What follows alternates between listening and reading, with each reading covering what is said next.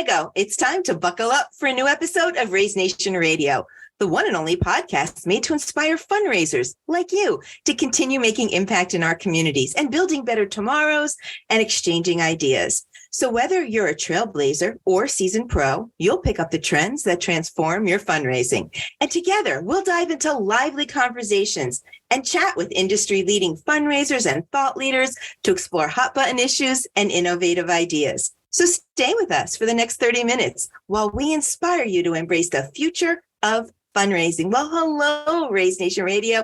It is so great to connect with you again. We have a dynamic speaker. I'm so excited about getting into this conversation and talk about her journey and all of her insights and how she can help us with some professional growth, perhaps that we might be struggling with. I know I am, and also to help us fundraise just a little bit better. So without further ado, let me introduce and welcome to Raise Nation Radio, Mallory Erickson of Mallory Erickson Consulting. Nice and easy there. Mallory, how are you? Welcome to Raise Nation Radio. Oh, I'm so good. Thank you so much for having me, Dawn. I'm so happy to be here with you today. We've had a couple of conversations and you've left me awe-inspired with each of them. So I'm excited to share you with our audience and just get some conversation started. But you know what? Raise Nation would love to learn a little bit more about you. So if you don't mind just sharing whatever you feel comfortable sharing personally and tell us all about what you do and what is Mallory Erickson Consulting. Yeah. So thank you.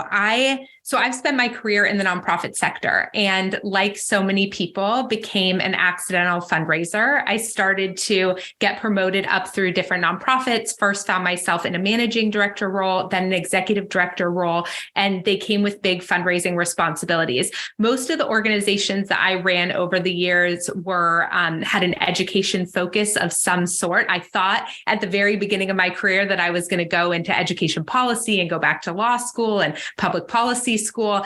But I fell in love with the nonprofit sector. And so I never ended up leaving. But that journey to ultimately finding fundraising as a big part of my role was not only unexpected, it was incredibly uncomfortable.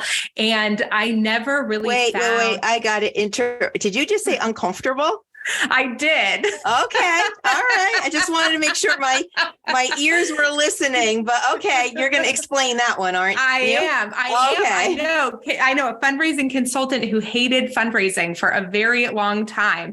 And really, I really felt like for many years, I could not figure out how to get this fundraising thing to feel like it was in alignment with me. And I felt awkward and I felt cringy and I felt so uncomfortable fundraising. And I thought, okay, this is it. Like, this is what fundraising looks like. And if this is it, then this is not for me. And I think I need to leave the nonprofit sector. So I really got to this moment in my career where I was like, okay, I love this sector, but I can't do this anymore. I'm burning out. I ended up going and getting executive coach certified. I got trained in habit and behavior design and in design thinking. None of them were connected to my fundraising at the time, but I was still a frontline fundraiser while this was happening. And those frameworks really came together and completely changed the way that I fundraised. First of all, executive coaching started to open up my own awareness around the thoughts and the beliefs that I was holding about money and value and self-worth and different power dynamics that were coming into play with fundraising.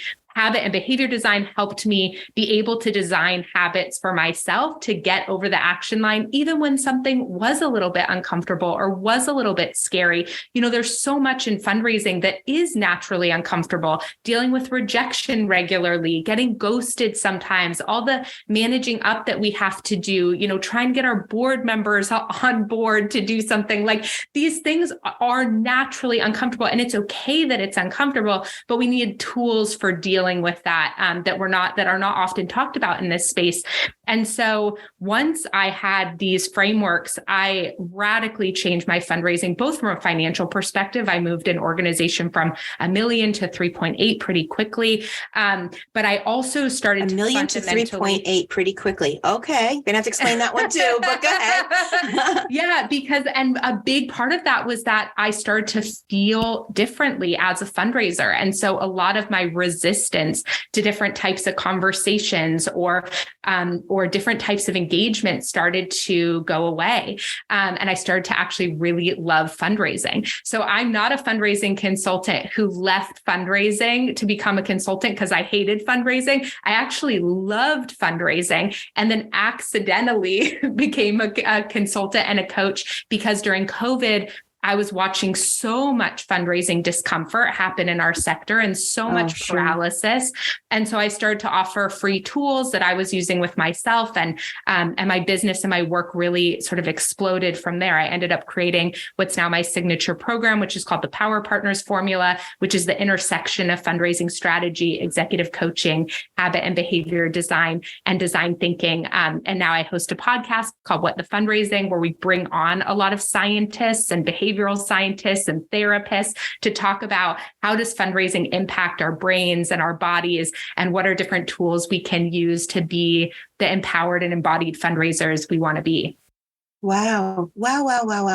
Okay. So this is an interesting journey. So you find yourself in the nonprofit universe and love it, but you also find yourself at the same time in the nonprofit universe and hating fundraising.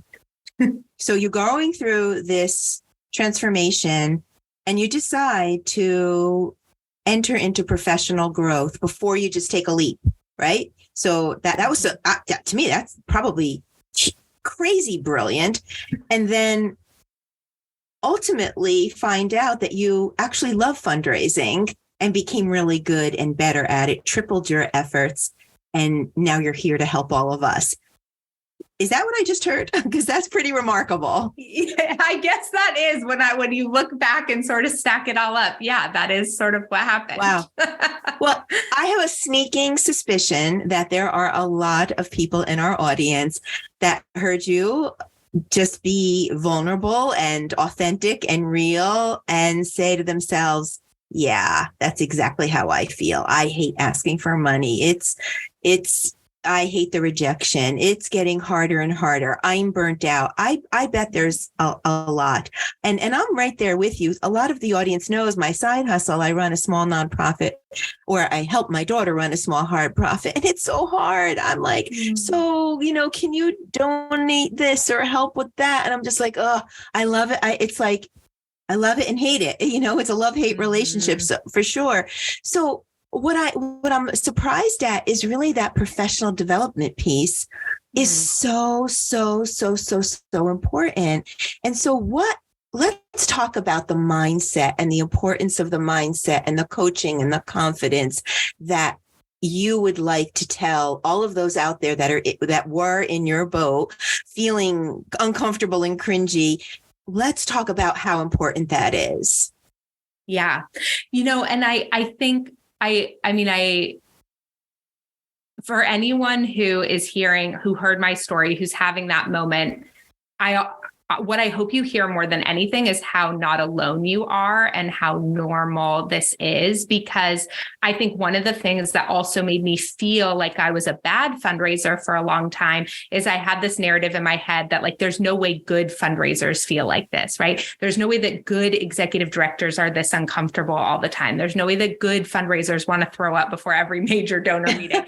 And the thing that I've learned over the last few years is that actually these experiences are incredibly normal. What's not normal is talking about them, but the experiences are incredibly normal. And so that's maybe the first thing, is just to acknowledge and validate for folks who are listening that if you're feeling any of the things I mentioned, it's so incredibly normal.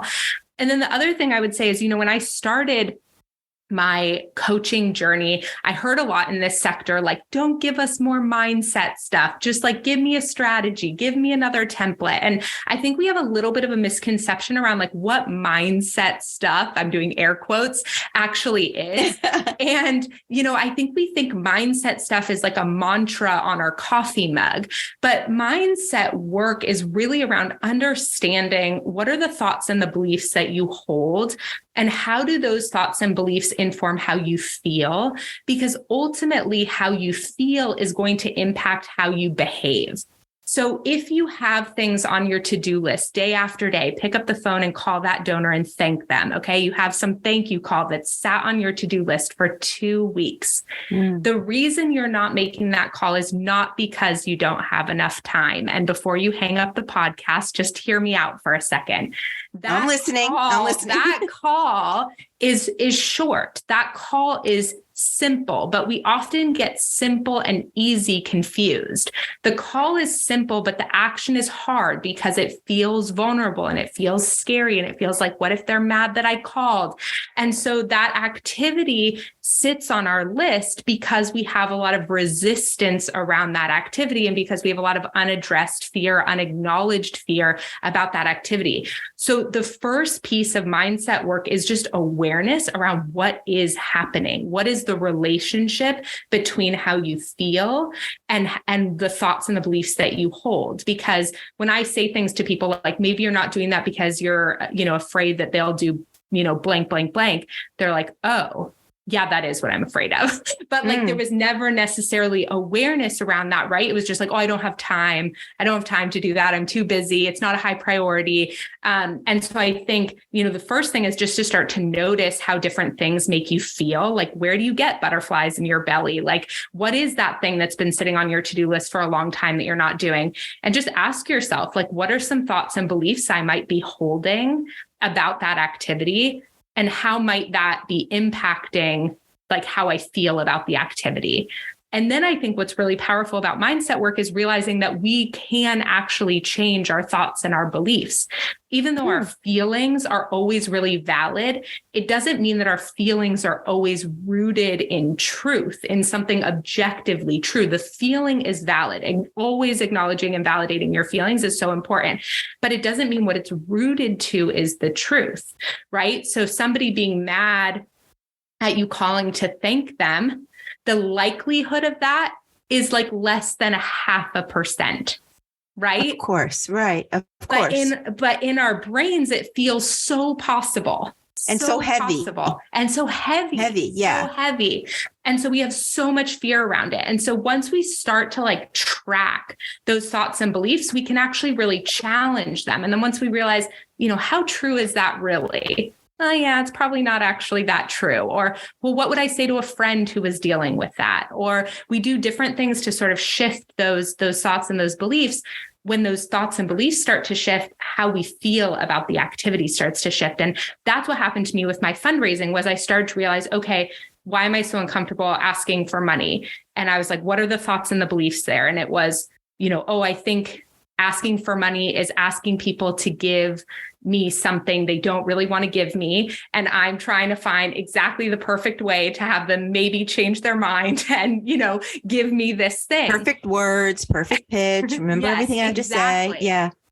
And then when I was like, okay, well, what do I actually believe good fundraising is? Like, what do I really like fundraising at its best? What is it? And I was like, it's an invitation. It's an opportunity for partnership, for people to build the world they want to see, to be a part of something meaningful, to be in community and in a network that solidifies their identity.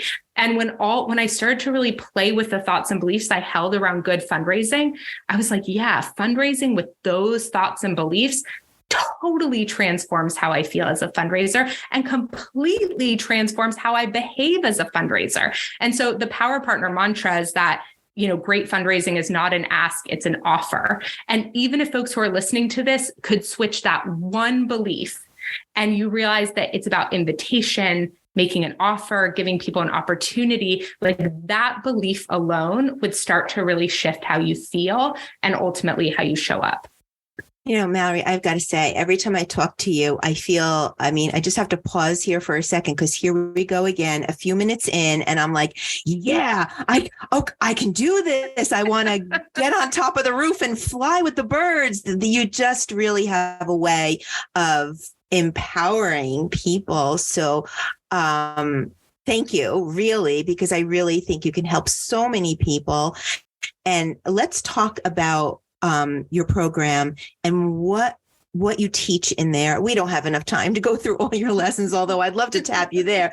But I just would like to talk about your program and what are the learning objectives, because I'm sure the audience is feeling like I'm feeling right now, like, oh, give me more, Mallory. This is awesome. All right. I love that. It's not give me, it's an opportunity, invitation to an opportunity. Love that. I'm going to put that little sticky on my note for sure. And for the audience who's listening, we are going to have extensive show notes, as we do with every one of our podcasts. And if you missed, company name or program, or I'll have it all listed out for you. So it'll just be a click away. But let's talk about the learning objectives in your program, if you don't mind highlighting those for us, Mallory.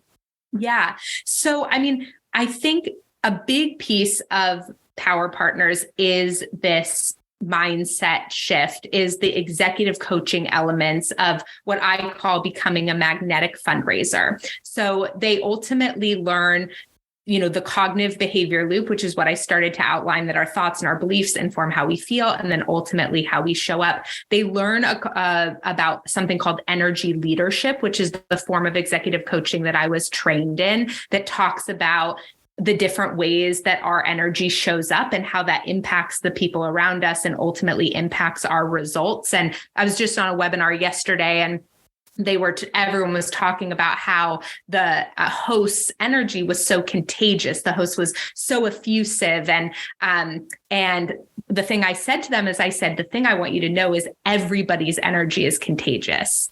His energy is really positively contagious. And so you're very conscious of how it's impacting you right now, but everybody's energy is contagious. So when we walk in super awkward, super uncomfortable, that is also contagious. Oh, I see. Yeah. Okay. So a lot of the learning objectives, the beginning of the course is really around that. Then I use design thinking to help fundraisers tap into what I call the funder lens. So something I really didn't understand as a fundraiser was how differently different types of funders see organizations and organizational offerings. So I would send the same outreach email to a foundation that I would send to a company, that I would send to an individual, and I was not speaking to their frame of reference. And so we walk through this process where folks are really understanding the difference in what foundations are looking for, what companies are looking for, what individuals are looking for. Then they go through a process called asset mapping, where they identify I'm going to back up for a second, even though I'm like in the middle of it. One of the questions I got the most as a consultant was, what is our low-hanging fruit? Like everyone wanted me to just tell them what their organization's low-hanging fruit was. And I was like, that's not like a one-size-fits-all answer. And so I started to think about, okay, when I'm working one-on-one with an organization, how do I identify their low-hanging fruit? And the thing I was really looking at was what assets the organization has beyond their programs and services. So what are all the different things of value inside their organization? Everything from like list or audience size to thought leaders on their board of directors to different assets that surround events that they have with unique sponsorship benefits. What are their unique assets? And then which types of funders are the most attracted to those assets? And then that's like segmenting in a different way. Yeah. Yes. Yeah. And then that's your low-hanging fruit. Like your low-hanging fruit is the place that you have the most alignment, right? With that audience. Right. Mm-hmm. So you have more assets beside, not that we're taking away from it, but there are more assets aside from impact and programming and that sort of thing. Tons. Get those assets together and now align them to who you're talking to. And there's your low-hanging fruit. Is that right? Exactly. I'm such a good student sometimes. So they create something called a funder map, essentially, where they start to map the assets to different types of funders. And then they can really see, wow, because, look, impact is so important. Of course, like the impact you're making in the community is so important. But, and I hate to bust, I hate to make this one hurt, but corporate sponsors, that your impact alone is not how they are going to decide not enough with you. Not enough. And so if we continue to position ourselves using the assets that a foundation might be interested in with a corporate partner, and we wonder why the corporate partners never want to support us and they never want to get back to us, it's usually because we're leveraging the wrong assets that they are not actually interested in. So they need to understand, like, what are companies looking for? How is that different than what foundations are looking for? What are different departments and companies looking for? The marketing department is looking for something very different than the CSR department, right? And so even if you're talking to those people the same way, you're probably missing the mark. So I really help them understand that difference, understand their assets, see all those points of alignment, and then they move into something called effective engagement, which walks them through how do they apply the mindset stuff that we talked about at the beginning to the actual way they talk to people. What does an outreach email look like when you're making an offer versus an ask? And then we sort of walk them through all of that. And then phase 3 is called the simple yes system, which is what sets them up for all their follow-up, their meeting, donor preparation, stewardship, retention, all that stuff. So how long is this course or workshop or? So the content itself, there's about 8 hours of content total. Okay. It's self-guided, but it's a year. Yeah, it's a year program to start. And then you can stay on monthly after that. It's an incredible community. We have group coaching twice a month. They can ask questions anytime inside a private chat with me. And so there are about 100 organizations in it right now. And it's a really cool community of folks who are looking to fundraise differently, looking to change their relationship to fundraising. And so it's really amazing. I just had 2 folks inside have like a one-on-one call because they found some areas of alignment between their 2 organizations. And so the executive directors are getting on a call to talk about ways they can support each other. So it's turned into this really beautiful community. It's almost as a trifecta because you have very talented people, executive directors, yourself, just a whole network of, we understand fundraising, development, and what we're doing. But then there's this mindset shift about how to, your confidence, how to ask, looking at it as an opportunity to partner with your donors and supporters. But then you've also put some science behind it with this low-hanging fruit. And I mean, that really is an exercise, right? To get out a piece of paper and pencil and let's list out our assets. Let's group them together. Let's, align them to different groups. I mean, that's kind of like a foolproof method and some science behind it. So it's almost the science, the mind, the education that you're kind of wrapping up into a community. So that's really cool, Mallory. Thank you. My background is in education. I started as a middle school teacher. So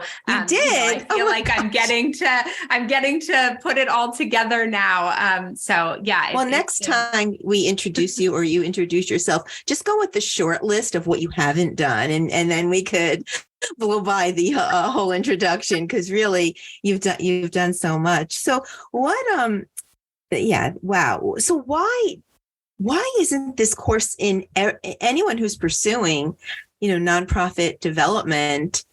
Why isn't this course like in every college? And well, forget just nonprofit. Why doesn't everybody just take this course? Do you have for-profit or other people? I mean, I know you're a wonderful mentor too. So I'd love Raise Nation to know that Mallory is just, gosh, you all need to know her. She's just smart and kind and helpful and generous and a mentor, right? You really want to empower the world, especially the youth that's coming up. And so I applaud you for that as well. But can anyone take this course? It sounds like everyone should.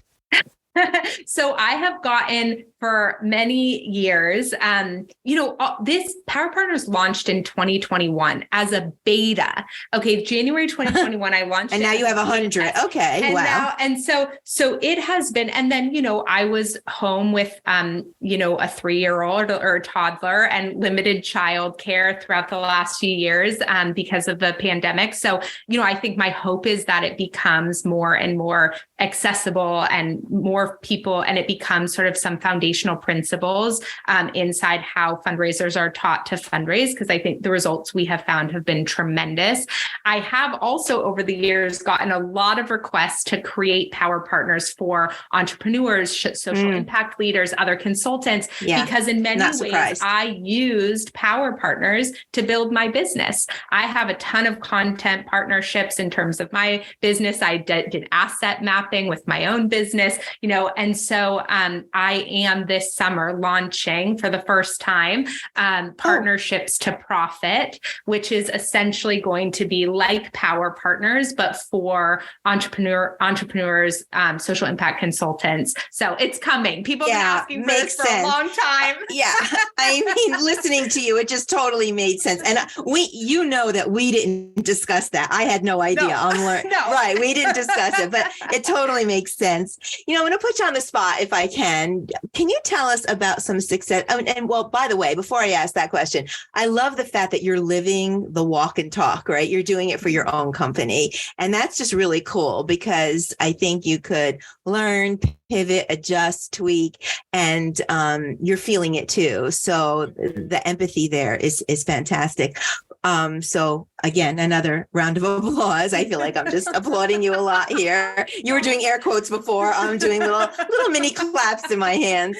But let's talk. Can you share some successes with us? I mean, your own success is pretty amazing. I believe you said you went from 1 million to 3 point something in a very short period of time.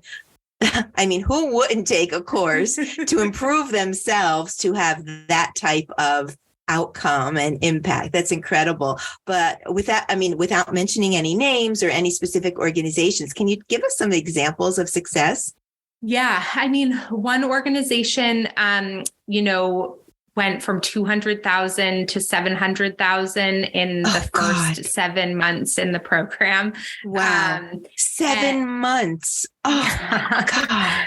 And I think we don't realize how much resistance we hold to talking about money and fundraising. And, there's a lot of talk about we need more. And yes, Power Partners gives you the templates and all the things, but what it does more than anything is it removes the resistance. It gives you clarity. It removes the resistance and takes the barriers down. Yeah. And it's everyone who's listening to this, you have so much more capacity inside of you than you realize. And so I think that's the thing is when we can remove those barriers, the floodgates can open. We just had an organization. I got an email this morning. Someone just got an additional $100,000 from a donor. 50,000 of that was for general operating. This is a very small organization, being run out of the home of one paid staff member. That's a huge gift from them. I just heard about an organization got their very first, I think the highest donation they'd had to date was $5,000. They just got a $60,000 pledge, moving through sort of the corporate roadmap. Leaps. Yeah. So we see really big leaps. We see most folks double their corporate sponsorship money in the first 6 months in the program because they've been asking for too little. By the way, you're asking for too little. And we really shift how people think about the value they're offering corporate sponsors. And especially once people start to see their assets, they're like, oh my God, we've been giving so much value away for $1,000 sponsorship, a $2,500 sponsorship. So folks are sort of immediately seeing some pretty big shifts when it comes to that. And then the story I said about this morning was an individual, the $60,000 pledge was an individual. So yeah, those are the types of wow. DMs and emails I get pretty regularly. When you said somebody moved from 10,000 before I heard you say 60,000, I was spinning in my head. Okay, what is she going to say? 20, 25, right? But then you come out with 60. That's just really remarkable. I mean, I got to ask, how does that make you feel knowing that you are empowering nonprofits to increase their value, their worth, and make partnerships that are really impactful, that's helping all of our communities? I mean, I know the answer, but I just want to hear, like, how does that make you feel every day, Mallory? I mean, more than anything, I'm really proud of them. Like I think I really am. Like, I think my goal is to move more money into this sector, and to do that, I feel like that I'm doing what I can do to ultimately help shift more money into this sector by helping remove the barriers of fundraisers. And I really believe that, like, when it comes to unlocking generosity, like, we talk about unlocking generosity in terms of donors, but I think it's about unlocking fundraisers, because when we can do that, that is when money is going to move. And so I love my work. I mean, I feel really grateful to get to do something I love and believe in, and it has a positive impact every day. And I just love getting to watch people be proud of themselves. Like that executive director who got that $60,000 donation, the self-doubt she's felt for so many months, like the amount of coaching and group coaching calls, like getting her to the point of like saying that she's never been in the nonprofit sector before. She's never been an executive director before. She's never asked for money before. Like, I don't know if they had ever even asked for a specific amount before this. And just watching her like be so proud of herself just makes me so happy. Oh God, you're giving me chills. Oh, that's wonderful. And to whoever that client is, congratulations. We applaud you. You've climbed a mountain, and now you're, coming on the other side. And that's really beautiful. Mallory, tell us about your podcast. I'm interested in that. I haven't had the chance to listen. Where do you stream, and how we'll have it all in the show notes, but how do we find it? Yes. So the podcast is called What the Fundraising, and What the Fundraising.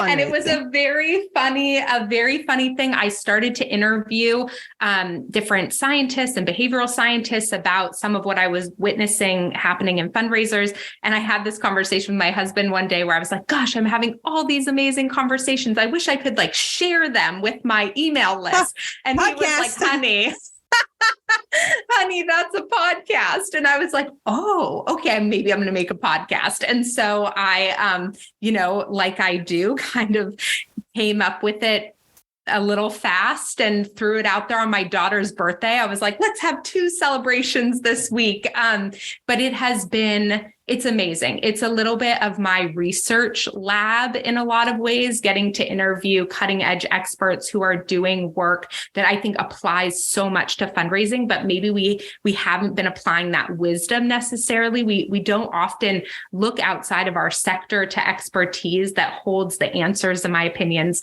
to a lot of the challenges we're facing inside the sector. So I really try to prioritize bringing in uncommon voices into the space and translating their work into fundraising, into the nonprofit sector. And then, of course, we bring a lot of your favorite fundraising thought leaders as well, where I really try to push them to grapple with, I think, some of the biggest challenges we're facing.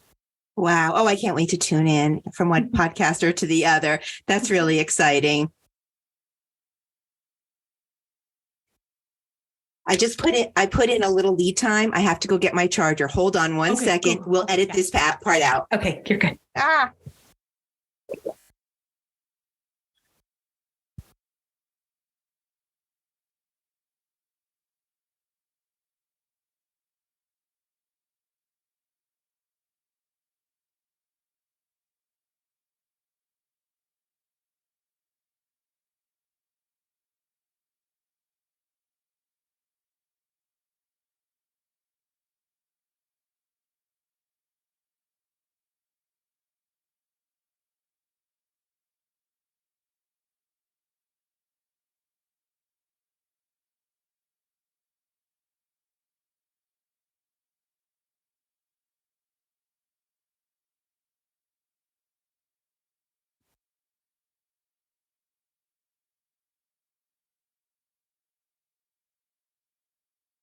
Okay, I'm back.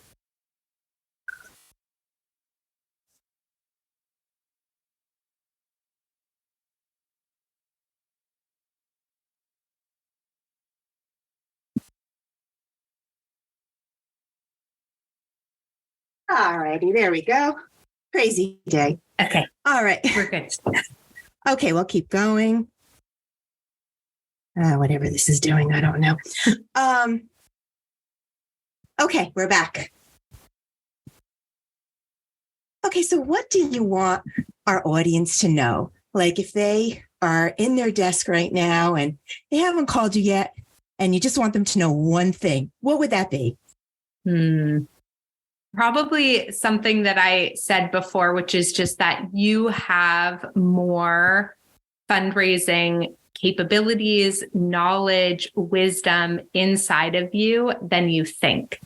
Like the next right step in terms of fundraising, taking that next step, my guess is like you really have that wisdom inside of you. You know what that is, but it feels uncertain or it feels because it feels scary. And so I think if you can acknowledge and validate your feelings, this is actually scientifically proven to help downregulate our nervous system, to give us some more capacity. Even if all you do after this conversation is start to acknowledge and validate and show yourself some self-compassion when you feel uncomfortable fundraising, you're going to start to see yourself be more open to that next fundraising action. You can do this. And if anyone, like I started this whole conversation saying how much I hated fundraising. If I can love fundraising, anyone can love fundraising. And so that ability and that capacity, it is inside of you. You can do this, and absolutely starting to take care of yourself and what's happening inside your brain and your body is going to be a big part of what leads you there. All right. So Mallory, when's the book coming out? I mean, there's got to be a book here someplace. Oh my gosh. Wait, do you know this? I don't. Oh my God. That was a total right here on Raise Nation Radio. Let me hear it.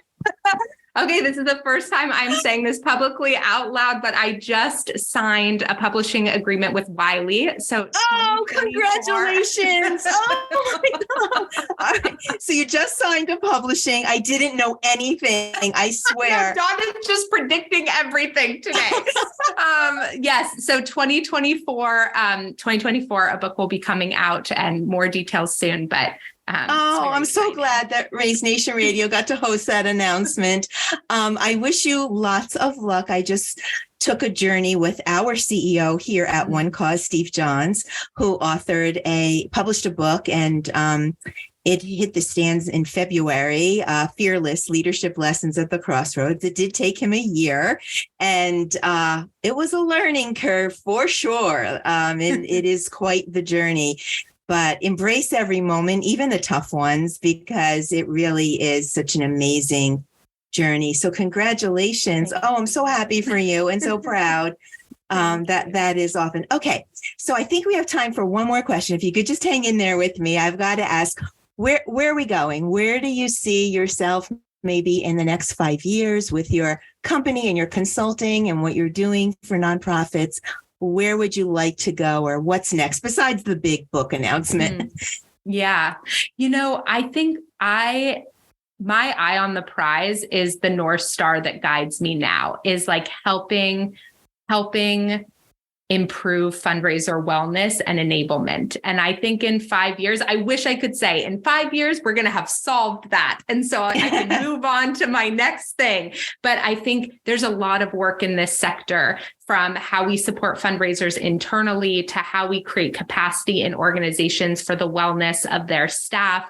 I want to see communities and organizations whole and healed and empowered and embodied. And I don't know what the structure of my work will look like in 5 years, but I don't see my North Star changing. And so I believe that the answers to the biggest challenges we face in society, that a lot of those answers reside in the nonprofit sector. That's why I stayed here when I thought I would go to law school or go to the Department of Ed, was because I actually believe that nonprofits, and particularly small and mid-sized nonprofits, like hold so much of the answers that we're looking for to build the world we want to see. And so I will be working towards that goal probably until my final breaths. Oh, wow. Oh, gosh. You're such a delight. I wish we can talk to you forever, but I can say that we do have a couple of webinars here coming up with Mallory Erickson. We're going to be doing part of what you train and consult with in a webinar. And that's going to be super, super exciting. Wait, as I pull up that date, we have that, right? Somewhere in, I think it's June. Yes. When August. do we? It's August. Oh, that's right. We planned it in August because we wanted to get everybody in that good mindset for coming up with the season, the end of the year giving season. So we actually have you on August 9th, Wednesday, August 9th, 1 p.m. Eastern time right here. And we're also planning a couple of other sessions. You and I were talking about maybe a panel coaching session. So we're trying to put that together too. So we'll also get all this information about Mallory and the work she's doing into the show notes. And then we'll stay tuned to see that book. That's going to be super exciting. I'm so glad to know about it. Well, let's see. I think that might be a wrap for now until we see you again. So Fearless Fundraisers, that's about all the time we have for today. I'm so sorry. Thank you for listening. We hope you enjoyed today's Raise Nation topic and your daily dose of fundraising inspiration. Tune in for a new episode release every Thursday at 12:30 p.m. That's Thursday at 12:30 p.m. But in the meantime, listen to all the episodes on Raise Nation Radio. You can follow the channel that you like best so that you can get notifications about all our new guests. Raise Nation streams on 10 different podcast channels, and we're on demand at onecause.com. Now, if you're a nonprofit and you would like to appear on an upcoming episode of Raise Nation Radio, please reach out to me. Fundraisers are doing amazing things to build better tomorrows for our communities. We love to feature your stories. They're awe-inspiring, and we look forward to having you on the show real soon. I would like to thank our sponsor, OneCause, for making this episode possible. OneCause is driving the future of fundraising with easy-to-use software solutions that help nonprofits connect with donors. Be sure to check it out at onecause.com and visit the resource tab on the homepage for a broad catalog of ebooks and blogs and infographics and test drives and webinars. They're all free, and you'll find them super helpful. A huge shout out and thanks to my guest, Mallory Erickson. What an inspirational voice. So appreciate you being here today on the show and just sharing everything that you have to make fundraisers fearless and love fundraising. Thank you so much again, Mallory, for being with us today. I so enjoyed our conversation. So that's a wrap. Until next time, I'm Dawn Lego. This is Raise Nation Radio. You stay fearless out there.